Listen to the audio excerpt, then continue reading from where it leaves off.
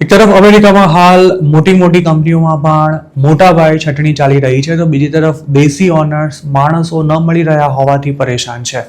હજુ એક વર્ષ પહેલા અમેરિકામાં રહેતા અનડોક્યુમેન્ટેડ ગુજરાતીઓને જોબ નહોતી મળતી, પણ હવે એવી સ્થિતિ છે કે જોબ્સ તો છે પણ માણસો નથી મળી રહ્યા.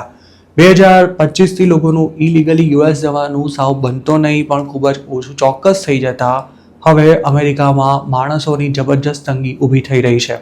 ખાસ તો વિન્ટર સિઝન પૂરી થતાં હવે બિઝનેસીસ ઓપન થવા લાગ્યા છે. તેવામાં માણસોને શોધવા માટે ઓનર્સ દોડતા થઈ ગયા છે.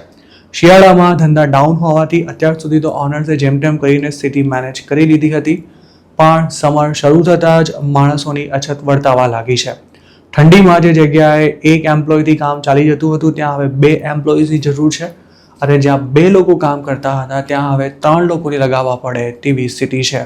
હાલ શિકાગોમાં રહેતા અને 2024માં ઇલીગલી અમેરિકા ગયેલા એક ગુજરાતી અંગે અમારી સાથે વાત કરતા જણાવ્યું હતું કે તે નવા યુએસ આવ્યા ત્યારે જોબ શોધવા માટે રોજના કમસે કમ 10 લોકોને ફોન કરતા હતા, ત્યારે અત્યારે એવી સ્થિતિ છે કે રોજ 10 બિઝનેસ ઓનર્સ તેમને ફોન કરીને કોઈ સારો માણસ હોય તો પોતાને ત્યાં મોકલવા માટે કહી રહ્યા છે. તેવી જ રીતે ન્યુયોર્કમાં રહેતા એક ગુજરાતીએ આ અંગે જણાવ્યું હતું કે જેમની પાસે વર્ક પરમિટ છે તેવા અનુભવી લોકો કલાકના $12 નોકરી કરવા માટે તૈયાર નથી. હવે મોટાભાગના સ્ટેટ્સમાં એક્સપિરિયન્સ્ડ લોકોનો કલાકનો પગાર $14થી $15 જેટલો થઈ ચૂક્યો છે, અને રહેવાની વ્યવસ્થા પણ બિઝનેસ ઓનરે જ કરી આપવાની રહે છે. વર્જિનિયાના ગેસ સ્ટેશન પર કામ કરતા ગુજરાતી કપલે પોતાને હાલમાં જ થયેલા અનુભવ અંગે જણાવ્યું હતું કે તેમનો મહિનાનો $6500 ફિક્સ પગાર હતો અને રેન્ટ પણ પોતાના ખિસ્સામાંથી ચૂકવવાનું હતું. પણ શિકાગોથી $8000 પગાર અને સાથે રહેવાની વ્યવસ્થાની ઓફર આવતા તેમણે જ્યારે જોબ છોડવા માટે પોતાના જૂના ઓનરને વાત કરી ત્યારે જૂના ઓનરે તેમને તરત જ પગાર વધારી આપ્યો હતો અને ઘરનું ભાડું પણ ચૂકવવાની તૈયારી બતાવી પોતાને ત્યાં જ રોકી લીધા હતા. તેવી જ રીતે હજુ 2 મહિના પહેલા કેનેડાવાળી લાઇનથી $95 લાખ ખર્ચીને અમેરિકા પહોંચેલો એક ગુજરાતી શરૂઆતમાં ન્યુયોર્કમાં કલાકના $12 પગારમાં કામ કરતો હતો.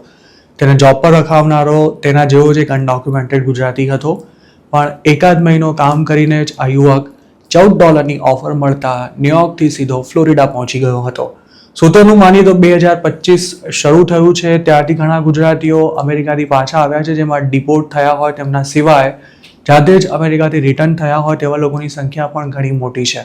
આ ઉપરાંત નવા લોકોનું જવાનું લગભગ બંધ થઈ જવાને કારણે સૌથી વધુ સમસ્યા થઈ રહી છે. આ સ્થિતિમાં હાલ જેમની પાસે વિઝિટર વિઝા છે તેમને પણ મોટો ફાયદો થઈ રહ્યો છે.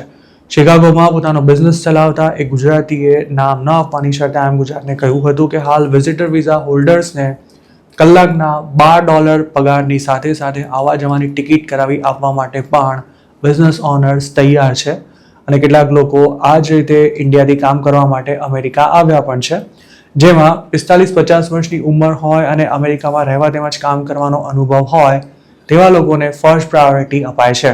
ફ્લોરિડામાં પોતાના 3 સ્ટોર્સ ધરાવતા એક ગુજરાતી આ અંગે મહત્વની વાત કરતા એવું જણાવ્યું હતું કે 2024 સુધી અનડોક્યુમેન્ટેડ ઇમિગ્રન્ટ્સની સાથે સાથે દર વર્ષે હજારો ઇન્ડિયન સ્ટુડન્ટ્સ પણ અમેરિકા આવતા હતા, અને તેમાંના લગભગ તમામ students motel, convenience stores, liquor stores કે પછી ગેસ સ્ટેશન્સ પર પાર્ટ ટાઈમ અથવા ફૂલ ટાઈમ જોબ કરતા હતા. સ્ટુડન્ટ્સે પગાર પણ ઓછો આપવો પડતો હતો અને તેઓ જલ્દી જોબ પણ ચેન્જ નહોતા કરતા. જોકે હવે ઇલીગલ બોર્ડર ક્રોસિંગની સાથે સાથે સ્ટુડન્ટ્સનું આવવાનું પણ સાવ ઓછું થઈ ગયું છે, અને જે ગણતરીના સ્ટુડન્ટ્સ આવી રહ્યા છે તે પણ એટલા બધા ડરેલા છે કે હવે તેઓ જોબ કરવાનું રિસ્ક લેવા માટે તૈયાર નથી. ચીપ લેબરના આ બંને સૌથી મહત્વના સોર્સિસ બંધ થઈ જતા હાલ વર્કફોર્સની જોરદાર તંગી હોવાનો સ્વીકાર કરતા આ ગુજરાતીએ એમ પણ કહ્યું હતું કે તેમને પોતાને પણ માણસોની જરૂર છે, પણ છેલ્લા 2 મહિનાથી કોઈ નથી મળી રહ્યું. ટેક્સાસમાં પોતાની મોટેલ ચલાવતા એક ગુજરાતીનું માનીએ તો તેમને ત્યાં તમામ કામકાજ સંભાળતો એક સ્ટુડન્ટ ગયા વર્ષે જ રાતોરાત જોબ છોડીને રવાના થઈ ગયો હતો, અને ત્યારથી લઈને આજ દિન સુધી કોઈ સ્ટુડન્ટ તેમને ત્યાં કામ કરવા માટે નથી આવ્યો. આ ગુજરાતી ફેબ્રુઆરીમાં જ ઇન્ડિયા આવવાના હતા, પણ બિઝનેસ સંભાળી શકે તેવું કોઈ ન હોવાને કારણે તેમને પોતાનો પ્લાન પડતો મૂકવો પડ્યો હતો.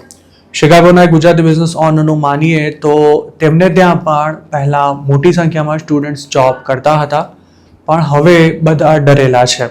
હજુ 2 મહિના પહેલા જ ટેનેસીથી જોર્જિયા મૂવ થયેલા એક ગુજરાતીનું કહેવું હતું કે પહેલા ઓનર એમ્પ્લોયીને ગુલામ સમજતા હતા, પણ હવે તે લોકો એમ્પ્લોયને ભઈ બાપા કરતા થઈ ગયા છે. એક તરફ ઓનર્સ એવું ઈચ્છે છે કે જલ્દી સ્ટુડન્ટ્સ અને ઇલીગલ ઇમિગ્રન્ટ્સનું આવવાનું શરૂ થાય, તો બીજી તરફ સ્ટેટસ વિના રહેતા લોકો એવું ઈચ્છે છે કે જો આવી જ સ્થિતિ રહે તો ઓનર્સનો પાવર ઓછો થઈ જાય અને એમ્પ્લોઈઝના પગાર પણ વધી જાય. એવું નથી કે હાલ માત્ર વર્ક પરમિટ ધરાવતા લોકોની જ ડિમાન્ડ છે. જેમની પાસે વર્ક પરમિટ નથી અને માત્ર લેબર વર્ક જ કરવાનું છે તેમને પણ હાલ $12 પગાર મળી જ રહ્યો છે. જો કેટલી વાત ચોક્કસ છે કે હવે વર્ક પરમિટ માટે કોઈ પણ અસાઇલમનો કેસ કરવા માટે તૈયાર નથી અને જેમને જીપીએસ ટ્રેકર પહેરાવાયેલા છે, આઈસની ડેટ નજીક આવી રહી છે કે પછી જૂના ડિપોર્ટેશન ઓર્ડર ઇસ્યુ થઈ ચૂક્યા છે, તેમના માટે સારી જોબ શોધવું મુશ્કેલ થઈ ગયું છે. આ ઉપરાંત 2025માં બિઝનેસ ઓનર્સમાં સ્ટોર પર રેડ પડવાનો જે ડર હતો તે પણ હવે લગભગ નીકળી ગયો હોવાથી વર્ક પરમિટ વિનાના લોકોને પણ ગમે તે જોબ આપવા માટે લગભગ તૈયાર થઈ જાય છે. યુએસમાં હાલ ફટાફટ જોબ્સ ભલે મળી રહી હોય પણ તેનો અર્થ એવો નથી થતો કે હવે ત્યાં ઇલીગલી જવાનું જોખમ લેવામાં કોઈ પ્રોબ્લેમ નથી. સૂત્રોનું માનીએ તો કેનેડાવાળી લાઇનથી પણ હવે અમેરિકા જવાનું આસાન નથી રહ્યું, તેમજ પકડાઈ જવાના ચાન્સ પણ વધી ગયા છે. જે લોકો બોર્ડર પરથી અરેસ્ટ થઈ રહ્યા છે તેમને પણ જેલમાંથી છોડવાનું લગભગ બંધ કરી દેવામાં આવ્યું છે. આવા જ એક મામલામાં કેનેડા બોર્ડર પરથી પકડાયેલી મહેસાણાની 22 વર્ષની યુવતી માર્ચ મહિનાની 22મી તારીખથી જેલમાં બંધ છે.